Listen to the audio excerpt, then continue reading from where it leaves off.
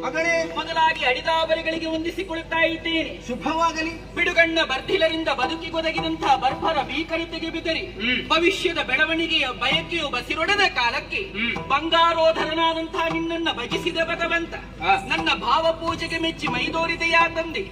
ನಿನ್ನಲ್ಲಿ ನನ್ನ ಬಯಕೆಗಳು ಇಷ್ಟೇ. ಏನು? ಪರಾಕ್ರಮಿಯು ಪರಮ ಸಾಹಸಿಗನು, ಪ್ರಭುತ್ವದ ಧ್ವಜವನ್ನ ಸ್ಥಾಪಿಸಬಲ್ಲವನು, ಪೌರುಷವಂತನು, ಪ್ರಕಾಂಡನು, ಪ್ರಮುಖನೂ ಆದಂತ ಪುತ್ರನೋರ್ವನನ್ನು ನನ್ನ ಪಾಣಿ ಗ್ರಹಣದ ಬಳಿಕ ಅನುಗ್ರಹಿಸು ಪರಮಾತ್ಮ. ತಥಾಸ್ತು ಮಗಳೇ. ಸಂತೋಷ. ಆದ್ರೆ ಒಂದು ವಿಚಾರ. ಏನು? ಹುಟ್ಟುವ ಮಗ ಮಾತ್ರ ಕೋಣನಾಗ್ತಾನೆ. ಏನು ಅಪರಾಧವನ್ನು ಮಾಡಿದ್ದೀರಿ ಸ್ವಾಮಿ? ನಾನು ಮರುಗಬೇಡ.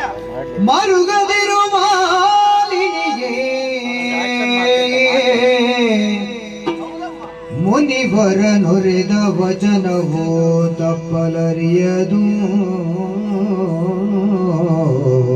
ಸಾಧ್ಯವೇ ಇಲ್ಲ. ತರಳ ಮಹಿಷನು ಜನಿಸಿದನು ಇನ್ನುದರದಲ್ಲಿ ಮುಂದೆ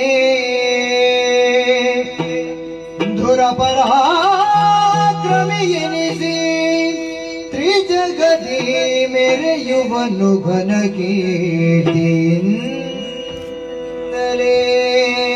ನಿಜ ಮಗಳೇ. ಇದು ಮರೆಯ ಮಾತಲ್ಲ,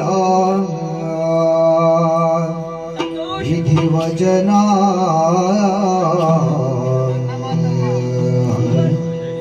ಆಯ